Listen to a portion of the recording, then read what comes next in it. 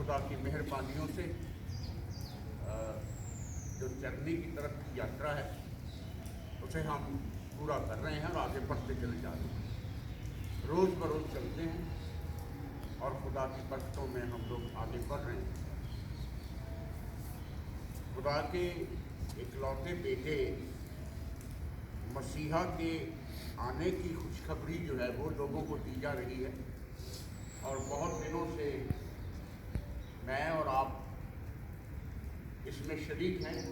हम लोग जानने की कोशिश कर रहे हैं कि वो खुदा कैसा था, कैसा है और क्यों आया, हमारी ज़िंदगी में उसका क्या मतलब है, हमारी ज़िंदगी में उसका क्या महत्व है, मैं बताने की कोशिश कर रहा हूँ। और खुदा का शुक्र है कि आप लोग रोज़ आते हो। खुदा का कलाम फरमाता है कि बुलाए हुए तो बहुत हैं पर चुने हुए जो है ना वो कम। बहुत कम आंखें हैं जो खुदा को देखती हैं, बहुत कम कान हैं जो सुनते। मैंने लोगों को देखा है, वो चर्च के अंदर बैठे होते हैं लेकिन मोबाइल पर खेल रहे होते हैं। बैठे वहाँ हैं, मोबाइल खेला जा रहा है, व्हाट्सएप देखा जा रहा है, मैसेज पढ़े जा रहे हैं। पता नहीं उन लोगों का क्या होगा, क्या बनेगा जो खुदा को सीरियस संजीदगी से नहीं लेते। अब जब 9 बज जाएंगे तो लोग यहाँ आ जाएंगे।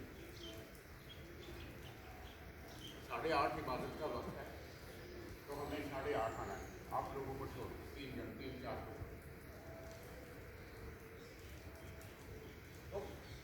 तो जब खुदा का दिखा दो, जब खुदा का आना होगा ना तो वो भी आप लोगों के लिए ऐसा ही कर देगा। जो दरवाज़ा बंद हो जाएगा, लोग बाहर के बाहर रह जाएंगे।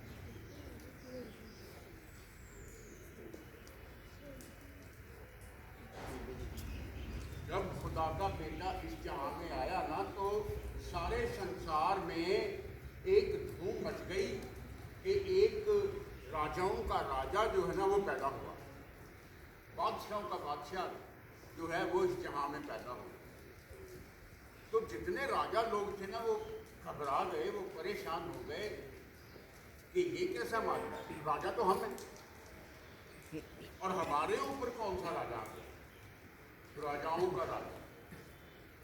जब आप क्रिसमस का प्ले देखते हैं तो जब राजा हेरोदिस को पता लगा कि कोई राजा पैदा हो गया है, वो कहता राजा तो मैं हूँ, और कौन सा राजा पैदा हो गया। तो उसने क्या किया, उसने अपने राजगुरुओं को बुलाया, जो धर्मगुरु उसके राज में थे ना उनको बुलाया और उनसे पूछा कि देखो ना नजरअंदाजी लगाओ। तो वहाँ पर बाइबल का एक हिस्सा पढ़ा गया, वहाँ पर मीका नबी की आवाज़ उस महल में गूंजी।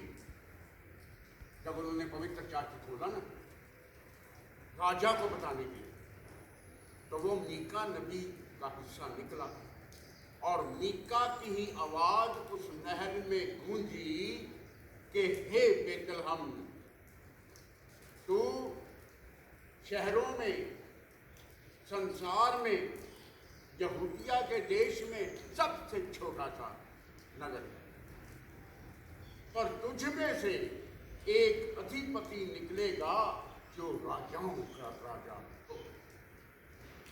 सारी प्रभुता जो है वो उस पर होगी, वो अधिकार के साथ आएगा। बड़ी छोटी छोटी चीजें हैं लेकिन बहुत ही मतलब वाली, वो ऐसे नहीं लिखेंगे। तो आज पढ़ने जा रहा हूँ आपके सामने।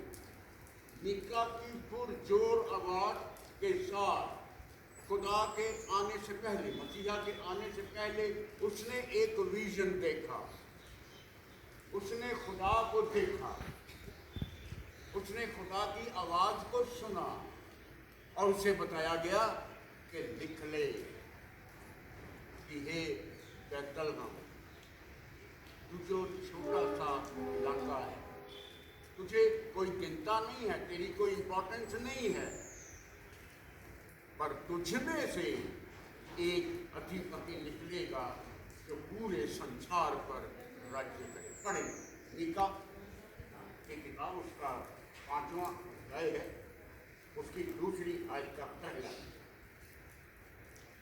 उसकी आवाज गूंज रही, बड़ी पुरजोर आवाज के साथ उसने दुनिया को मैसेज दिया कि हे बैतलहम, पढ़िए गाने, ऐ बैतलहम इफ्राता, यदि तू ऐसा छोटा है कि यहूदा के हजारों में गिना नहीं जाता, तो भी तुझ में से मेरे लिए एक पुरुष निकलेगा जो इस्राएलियों में प्रभुता करने वाला होगा। इस्राएल पर प्रभुता करने वाला होगा। उसके हजारों साल आने से पहले उसने लिख दिया कि हे बैतलहम, तू बहुत छोटा सा इलाका है, तू बहुत छोटा नगर है, यहूदिया के हजारों शहर हैं, तू उनमें गिना नहीं जाता, पर मैं कहता हूँ, खुदा कहता है, खुदा का हुक्म कहता है कि तुझ में से एक अधिपति निकलेगा। अधिकारियों के ऊपर अधिपति होते हैं, वह अधिकारियों के अधिकारी होते हैं, अधिपतियों के अधिपति होते हैं। तुझ में से एक अधिपति निकलेगा।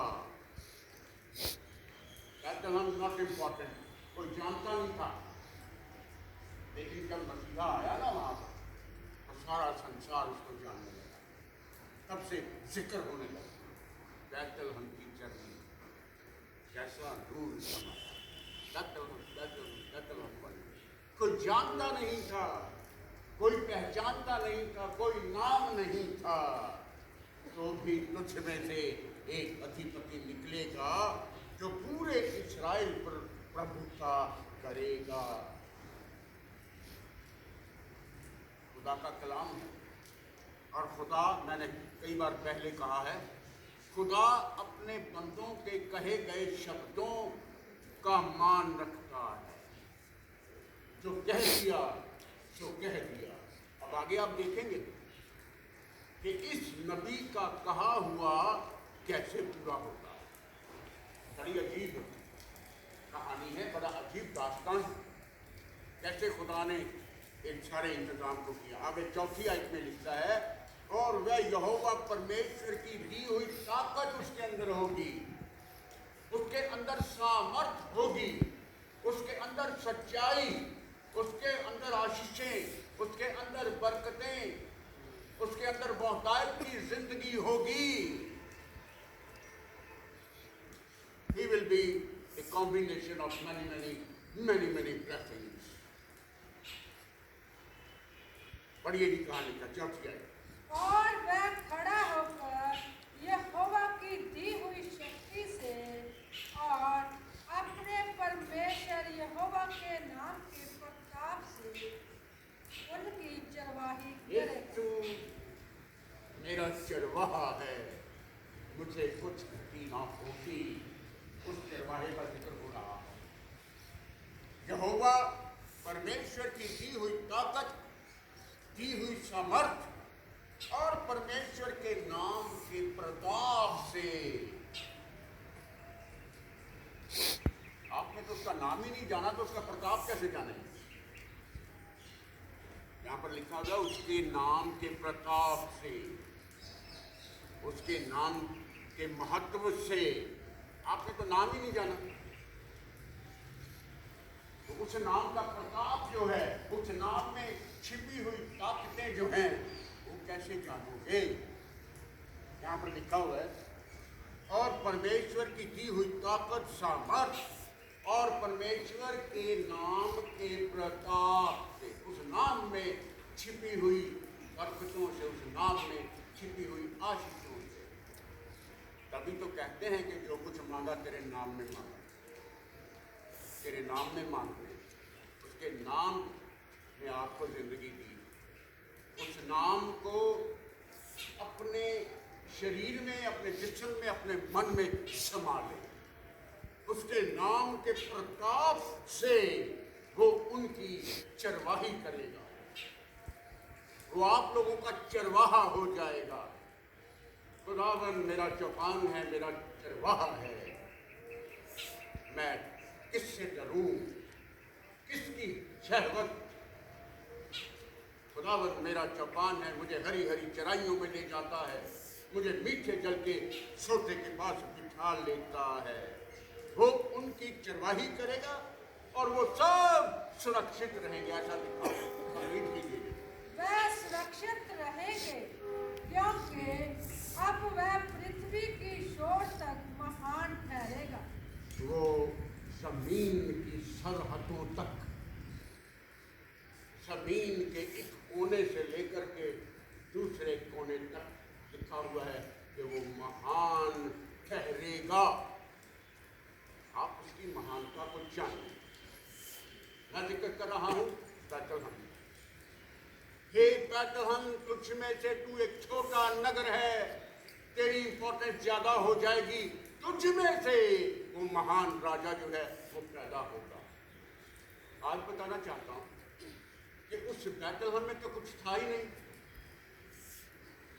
ना वो बड़ा शहर था, ना उसमें रंगीनियां थी, ना उसमें राजा थे, ना उसमें नबी थे, ना उसमें खुदा के लोग थे। एक अलग से उजड़ा हुआ इलाका था जिसे हम बैतलहम कहते हैं। बैतलहम में तो था ही कुछ नहीं, लेकिन कलाम कहता है कि हे बैतलहम, तुझ में से एक अधिपति निकलेगा। अब कैसे निकलेगा? खुदा के नबियों का कहा गया कभी झूठ साबित नहीं होता। खुदा नबियों के कहे गए शब्दों के साथ हो लेता है। अब देखिए कि बैतलहम में वो राजा कैसे होगा। तू बहुत छोटा है, तेरी गिनती नहीं होती है, तू यहूदिया के हजारों शहरों में गिना तक नहीं जाता, तेरा नाम नहीं लिया जाता, पर तेरा नाम महान हो जाएगा।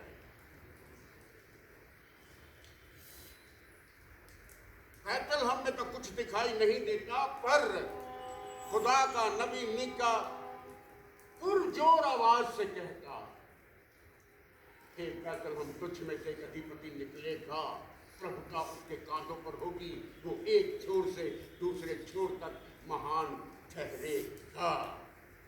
खुदा ने उसकी आवाज को सुना और उसके शब्दों को सच्चाई का रूप दे दिया। अब जो महान राजा आने वाला था वो तो नासरत नगर में बैठा है, बैतलहम में नहीं है। वो गलील के नासरत में है और हुक्म हो रहा है, बैतलहम, तुझ में से एक राजा निकले। यूसुफ और मरियम तो नासरत में रहते हैं और हुक्म हो रहा है कि यह बैतलहम, तुझ में से कभी कभी निकले। खुदा का कलाम झूठा नहीं हो सकता। खुदा का कलाम सच्चा था, सच्चा है और सच्चा रहेगा, और वो आपकी जिंदगी में पूरा होगा। समय ने करवट बदली, रुख बदला, हवाओं का रुख बदला और अगस्तुस कैसर के द्वारा एक हुक्म जारी हो गया। अब देखिए, वहां राजा नहीं है। अब राजा वहां कैसे पहुंचेगा? खुदा का कलाम कैसे पूरा होगा? अगस्तुस कैसर द्वारा एक आज्ञा निकली कि सब लोगों की नाम लिखाई की जाए। मैं जानना चाहता हूं कि किस किस शहर में, किस किस जगह पर कितने कितने लोग रहते हैं। हुक्म हो गया, हुक्म मानना पड़ा। अब क्योंकि यूसुफ जो था वो दाऊद के नगर बैतलहम का रहने वाला था। अब देखिए कैसे कैसे खुदा की प्लानिंग है, कैसे वो राजा बैतलहम में पहुंचेगा। वो नाम लिखाई आ गई, हुक्म हो गया, और अब वो यूसुफ मरियम को लेकर के अपनी नाम लिखाई के लिए वो बैतलहम की तरफ आया। क्योंकि दाऊद जो था वो बैतलहम का रहने वाला था। अब खुदा का वचन, खुदा का कलाम पूरा होगा कि एक बैतलहम तू किसी भी तरह से छोटा नहीं है, क्योंकि तुझ में से एक अधिपति निकले। आज फ्रेंड्स, उन दिनों में ना तो गाड़ियां थी और ना ही सवारियां थी। ऊँटों पर और गधों पर लोग चला करते थे। अब आप अंदाजा लगा लीजिए, यूसुफ मरियम को लेकर बच्चा जनने की हालत में उसे लेके नासरत से बैतलहम को जाना कितना मुश्किल लगा। नासरत से बैतलहम तकरीबन 90 मील का इलाका है और बड़ा ऊबड़ खाबड़ रास्ता। अब यूसुफ को जाना था, मरियम को साथ लेकर। उसका जन्म बड़ी मुश्किलों से, बड़ी दुश्वारियों भरे रास्ते से होकर के निकला है। आप कभी उन रास्तों पर गौर करें, चलेंगे तो नहीं, पर गौर करें। आपको एक बादशाह देने के लिए इतनी सारी तकलीफें उसने सही, जन्म से पहले भी और जन्म के बाद। ये खुदा की वाणी है, खुदा का पाक और पवित्र कलाम है जो आपसे बातचीत करता है। सो यूसुफ दाऊद के घराने का था, इसलिए वो दाऊद के नगर बैतल। पढ़िए जी, कहाँ लिखा है? लूका तो क्या,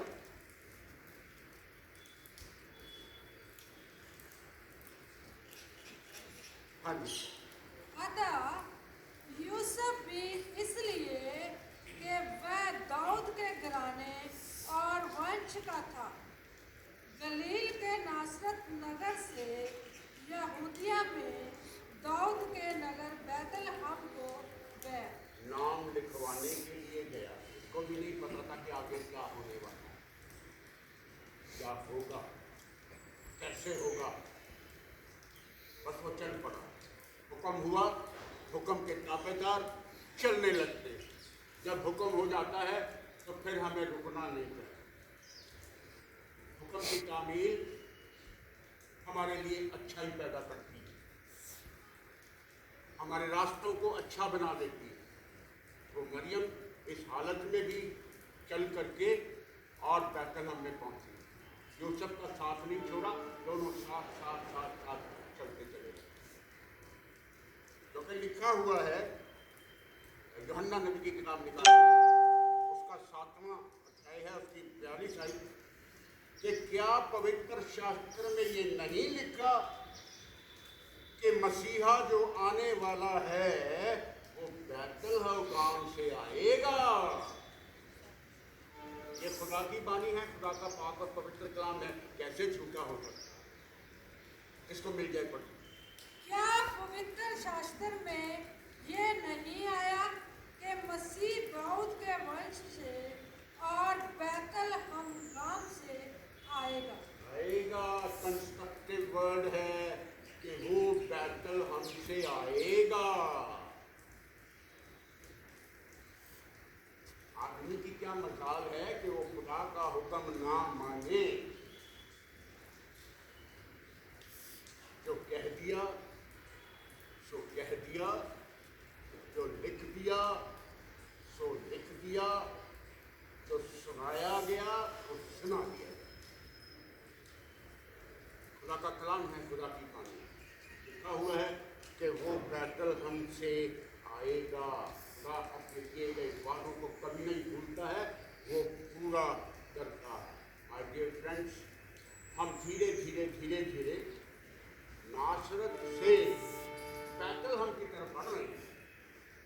25 तारीख को बैतलहम में पहुंच जाएंगे और उस चरनी में पहुंच जाएंगे जहां वो कपड़े में लिखा हुआ पड़ा मिलेगा।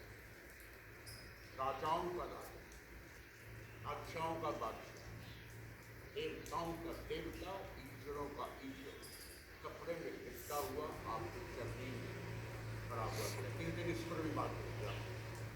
तो मेरे माय फ्रेंड्स, खुदा के पाक और पवित्र लोगों, आखिरी आयत पे जा रहा हूँ। अगर आपने मसीहा को अपना उद्धारकर्ता, अपना मुक्तिदाता, अपनी जिंदगी मान लिया है, तो उसके शब्दों पर भी ध्यान दीजिए। परमेश्वर आपको बरकतों से भर देगा। तो जैसे तुमने मसीह यीशु को प्रभु करके ग्रहण कर लिया है, अब आगे क्या लिखा है वो हम पवित्र कलाम में आखिरी आयत होगी, कुलुस्सियों की 31 उसका 6। तो जैसे आप लोगों ने मसीह यीशु को प्रभु उद्धारकर्ता ग्रहण कर लिया है, तो वैसे ही उसमें चलते रहो, विदाउट सीजिंग, बिना रुके, बिना दाएं बाएं देखे। खुदा ने चलते और ये भी कहा हमने, अतः जैसे तुमने मसीह यीशु को प्रभु करके ग्रहण कर लिया है, वैसे ही उसी में चलते रहो। पहली बात है कि आपने मसीहा को ग्रहण किया है, तभी आप लोग यहाँ खड़े हैं।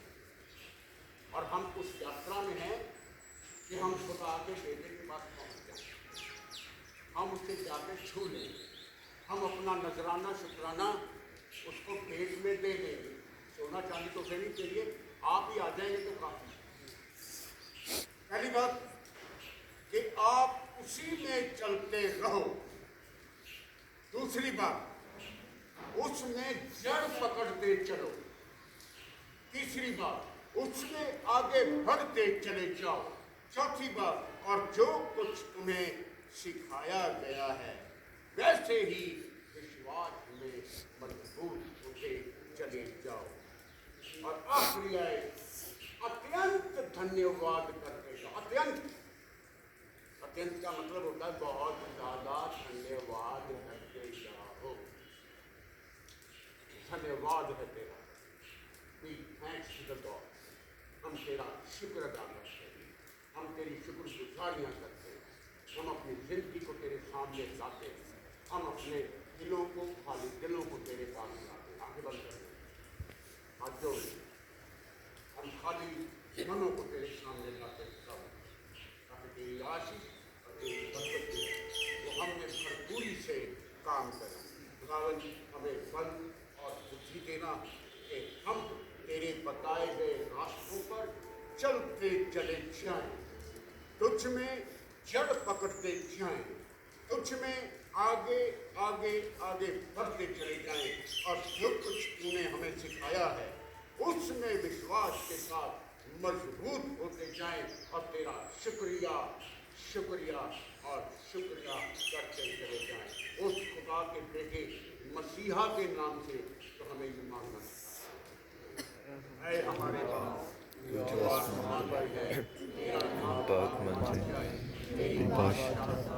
Jesus is wonderful. Just make us believe. हमारी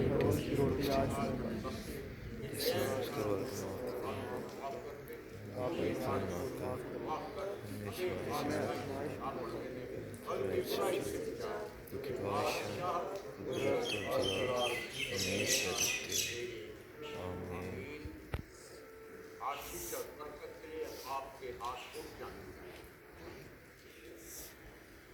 अब हमारे खुदा यीशु मसीह का फजल, खुदा बाप की मोहब्बत और रूह पाक की रिफाकत और शराकत आप सबों के साथ, कुल ईमानदारों के साथ, कुल कायनात के साथ, खुदा के लोगों के साथ, खुदा के बेटे और बेटी के साथ, आप सबके साथ जितने यहाँ खड़े हैं, इस इंस्टीट्यूट, इस हॉस्पिटल में आए मरीज और रिश्तेदारों के साथ आज से लेकर के हमेशा हमेशा तक बनी रहे।